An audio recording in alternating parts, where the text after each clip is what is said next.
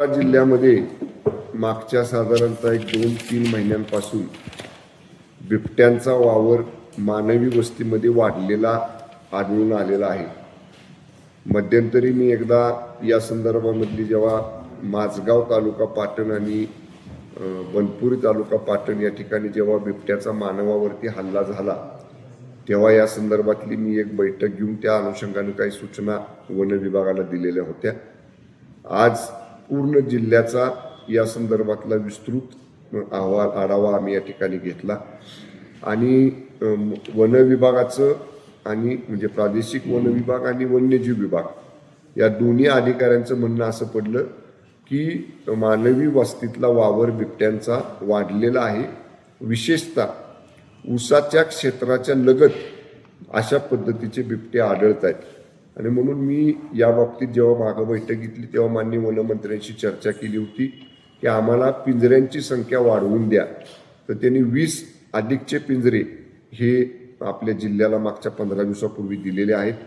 ते 20 पिंजरे मला वन अधिकाऱ्याने आता सांगितलं की ते वेगवेगळ्या ठिकाणी आपण लावलेत, पण एकाही ठिकाणी आतापर्यंत तरी कुठं त्याच्यात बिबट्या अडकला नाही. एक ठिकाणी महाबळेश्वरला फक्त कुठेतरी त्यांना तो त्या पिंजऱ्यामध्ये आढळला. आपण ड्रोनचे नाईट शूटिंग करणारे कॅमेरे हे सुद्धा DPDC मधनं या ठिकाणी आपण दिलेले, तर त्याचं सुद्धा फिटिंग म्हणजे ते सुद्धा लावलेले आहेत वन विभागाने.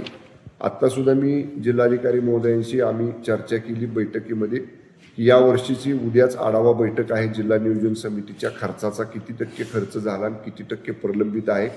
जर काही विभागांचा खर्च होत नसेल आणि जर आपल्याला रिअप्रोप्रिएशन म्हणजे पुनर्नियोजन करावं लागणार असेल जिल्हा नियोजन समितीचं, तर त्यातनं काही पैसे या बिबट्यांच्या बंदोबस्त करण्यासाठी ड्रोन उपलब्ध करणे, पिंजरे उपलब्ध करणे या बाबतीतला निर्णय उद्या आम्ही घेऊ. पण तशी आवश्यकता वाटली तर ते सुद्धा आपण करू.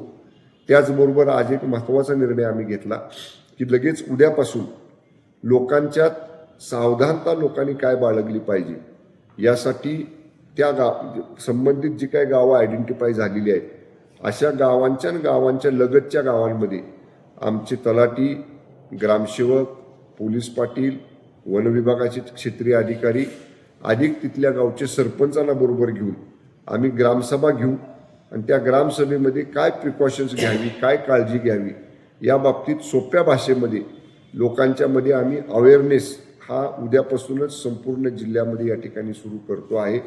दुसराही निर्णय आम्ही आज केला की वन्यजीव विभागानं आणि प्रादेशिक वन विभागाने आपल्या जिल्ह्यामध्ये विशेषतः कराड आणि पाटण तालुक्याला त्या भागात चांदोली अभयारण्य आणि कोयना अभयारण्य आणि सह्याद्री व्याघ्र प्रकल्प हे 3 फॉरेस्टचे मोठे मोठे फॉरेस्ट झोन्स आहेत. तर त्याच्या लगतची जी गावं आहेत ज्या गावांमध्ये संभाव्य बिबटे वावर करू शकतात तर अशा ठिकाणी त्या गावांच्या लगत मोठी चर काढणं हा जो वन विभागाचा एक कार्यक्रम आहे तर त्याचाही प्रस्ताव वन्यजीव विभागानं आणि प्रादेशिक वन विभागानं तयार करावा आणि त्याच्यासाठी विशेष निधी राज्य सरकारकडनं मिळवायचा झाला तर त्यासाठी सुद्धा प्रयत्न करण्याची किंवा त्यासाठीचा प्रस्ताव तयार करण्याच्या सूचना आजच्या बैठकीमध्ये दिलेल्या आहेत. एकूणच जिल्ह्याचा पालकमंत्री म्हणून जिल्ह्यातल्या सर्व नागरिकांची खबरदारी घेणं ही आमची जबाबदारी आहे. त्यामुळे त्याची सर्व उपाययोजना आजच्या बैठकीमध्ये आम्ही केलेल्या आहेत. सगळ्या क्षेत्रीय अधिकाऱ्यांना फील्डवर राहायच्या सूचना दिलेल्या आहेत आणि जेव्हा ग्रामसभेला आमचे अधिकारी जातील तेव्हा जवळ उपलब्ध असणारा वन विभागाचा अधिकारी कोण आहे म्हणजे तातडीने जर एखादा पिंजरा शिफ्ट करावा लागत असेल की जिथं समजा लोकांनी सांगितलं की इथं आम्हाला बिबट्याचा वावर आढळून आला तर अशा ठिकाणी ते पिंजरे शिफ्टिंग करण्याची सुद्धा तात्पुरती आता जे लावले तिकडून तो तिकडं शिफ्ट करण्याची सुद्धा सूचना आजच्या बैठकीमध्ये दिलेल्या आहेत. कुठेही जिल्ह्यातल्या लोकांनी पॅनिक होऊ नये, घाबरून जाऊ नये. प्रशासन आवश्यक ते सगळ्या उपाययोजना बिबट्यांचा वावर कमी करण्यासाठी आम्ही करतोय. धन्यवाद. या बाबतीतले काही प्रश्न असतील तर विचारा.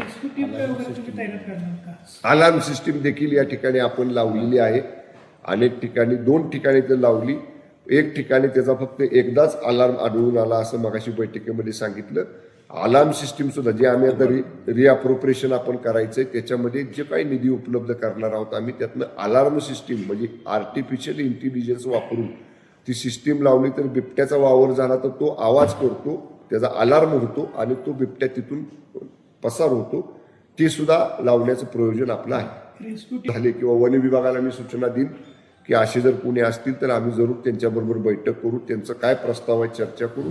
शेवटी मानवी वस्तीतला बिबट्याचा वावर कमी करण्यासाठी असे जर कोणी वन्यमित्र प्राणी मित्र जर कोणी समोर येत असतील तर आम्ही त्यांच्याशी चर्चा करू. साहेब, बिबट्यांची संख्या भरपूर आहे आणि पिंजऱ्यांची संख्या याच्यात तफावत मोठी असू शकते. याच्यासाठी पिंजरे वाढवण्यासाठी प्रत्येक गावांमध्ये काही थोडंसं आपल्याकडून. आता बघा, याच्या अगोदर तर आमच्याकडं पिंजऱ्यांची संख्या 4 का 5 होती. आता आपण 20 नवीन आणले म्हणजे 25 झाले. हे सगळं झाल्यानंतर आपण पिंजऱ्यांची संख्या वाढवलेलं, पण जवळपास 15-3 आठवडे झाले आता ही 20 पिंजरे लावून एकाही पिंजऱ्यात कुठं बिबट्या अडकला नाही. त्यामुळं वन विभागाचं म्हणणं असं आहे की हा जो बिबट्या आहे हा म्हणजे जंगलातनं बाहेर येणारा कमी आहे, हा उसाच्या क्षेत्रात वगैरे वावरणारा बिबट्या आहे. त्यामुळं आमचा प्रयत्न आहे की मी मगाशी म्हटलं तसं जेव्हा पुनर्नियोजन करू आम्ही जिल्हा नियोजनचं, आम्हाला त्याच्यासाठी निधी द्यायला अडचण नाही. आता मी सांगितलं ना, वनमंत्री महोदयांशी मी बोललो, त्यांनी लगेच 20 पिंजरे आम्हाला 8 दिवसात नवीन पिंजरे 20 पिंजरे पाठवले आपल्याला. याच्यासाठी निधी आम्ही कमी पडू देणार नाही. म्हणजे या तुमच्या मताशी मी 100% सहमत आहे. मानवानं वन्य प्राण्यांच्या क्षेत्रात अतिक्रमण केलं म्हणून आता वन्य प्राणी हे आपल्या क्षेत्रात अतिक्रमण करायला लागले. त्यामुळं वन्य क्षेत्रामधली होणारी वृक्षतोड, वन्य क्षेत्रामध्ये होणारी तुम्ही आता म्हणला तशी अतिक्रमणं, बेकायदेशीर बांधकामं, ह्या सगळ्या गोष्टीचा त्याला कारण आहे. आणि म्हणूनच पण शेवटी आता इमिजिएटली त्याचा वावर रोखायचा कसा, आणि समजा वावर झाला तर तो पिंजऱ्यात अडकल कसा, तो मानवावरती हल्ला करणार नाही किंवा अगदी मानवी वस्तीत आला तर लोकांनी त्याच्या हल्ल्यापासून कसं वाचावं, ह्या 2-3 गोष्टीला प्राधान्य आपल्याला आता द्यायचं. पण केव्हा तरी एकदा राज्यस्तरावरती मंत्रिमंडळात हा विषय चर्चेला घ्यावा लागेल की वन्य क्षेत्रामध्ये जे अतिक्रमण झाले, वन्य क्षेत्रामध्ये मानवी लोकांनी जे काय अतिक्रमण केले त्याच्या बाबतीतला धोरणात्मक निर्णय राज्यात होणं गरजेचं आहे. आत्ता त्या बाबतीतली माहिती घेतली, त्या भागातले ग्रामस्थ सुद्धा मला भेटायला आलेले. मांगडेवाडी खूप पुढे राहिली. हे वरचं गोटील म्हणून जे गाव आहे त्या वरच्या गोटीलजवळ लोकांना कुठेतरी ती वाघीण दिसलेली आहे. आमचे अधिकारी म्हणतात ती जी वाघीण मध्यंतरी आपण या ठिकाणी 2 फिमेल आणून सोडल्या होत्या चांदोली अभयारण्यामधली, त्यातली एक आहे. त्यामुळं तिचा वावर चांदोली अभयारण्यात होता. त्याच्या लगतची जी गाव आहेत, मी आता जी सांगितलं ना तुम्हाला, आमचं निवे असेल, कचनी असेल, वरचं गोटील असेल, ही त्या भागात मांगडेवाडी सुद्धा त्या परिसरातलंच गाव आहे. तिथं त्याचा वावर आढळून आलेला आहे. पण ती काय असं नाही की ती आपणच आणून सोडलेली आहे. या बाबतीत मी मगाशी म्हटलं तसं जसं व्याघ्र प्रकल्प आणि याच्या लगतची गाव आहेत तशी ही अजिंक्यतारा किल्ल्यावरचा परिसर किंवा जंगल परिसर किंवा कास पठार आहे, त्याच्या लगतची ज्या अशा उपनगर आहेत सातारा शहराची ज्या वस्त्या आहेत, तिथं सुद्धा अलार्म सिस्टीमच्या बाबतीत नगरपालिकेला तशा सूचना आम्ही देऊ. नगरपालिकेनं ते करावं, आणि नगरपालिका करत नसेल तर जरूर जिल्हा नियोजनमधनं आम्ही त्याची तरतूद करू. काय आहे, एक गोष्ट समजून घेतली पाहिजे, जिथं लोकवस्ती आहे तिथं चर खोदल्यानंतर खरं लहान मुलांना वगैरे सुद्धा त्याचा धोका आहे. त्यामुळं तसं शेताकडं तरी करतो आपण, जी रानामध्ये जिकडं जंगल आहे, जंगल सोडलं की शेत शिवार आहे तिथं करतो आपण, म्हणजे जेणेकरून तिकडं फक्त जनावरांचा वावर असतो किंवा लोकांना माहिती आहे इथं चर शेतात जाणारे कोण आहेत, मजूर आहेत, शेतकरी आहेत. इथं कसं आहे, घरं आहेत, त्या घरांच्या लगतच्या ठिकाणी चर काढली, समजा लहान मुलं खेळत वगैरे गेली, ती दुर्दैवाने त्याच्यामध्ये जर सापडली, वस्तीपासून दूर केलं तर आपण त्याचा सर्वे करायला सांगतो. आता त्याची इमारत जर म्हणजे तो वापरत नसेल तर कारवाई कुठल्या अधिकारात करणार आपण? तिथं उपाययोजना काहीतरी केली पाहिजे. काय करणार तुम्ही सुचवू शकता का मला? काय तसंच मला जोडून नाही, मला एक सांगा, एखादं घर आहे वा माणूस वापरत नाही, बंद करून गेलाय, आता सुनसान ठिकाणी समजा एखादा वन्य प्राणी गेला, त्या मालकाचं काय दोष हो? त्यानं आपलं घर त्याचं बंद ठेवलं, वापरलं नाही, त्याच्यावर कशी कारवाई करणार आपण? उद्या कायद्यानं कारवाई टिकणार पण नाही. ती काय कारवाई आम्ही केली तर अलार्म सिस्टीम जास्त प्रमाणात लावणं, AI टेक्नॉलॉजीवाली, की जेणेकरून अलार्म होईन लोक सावध राहतील. माननीय वनमंत्र्यांनी जर ती योजना आणली तर ती योजना पूर्ण राज्यासाठी असेल, आणि जर राज्यासाठी आणली तर ती सातारा जिल्ह्यात सुद्धा लागू होईल.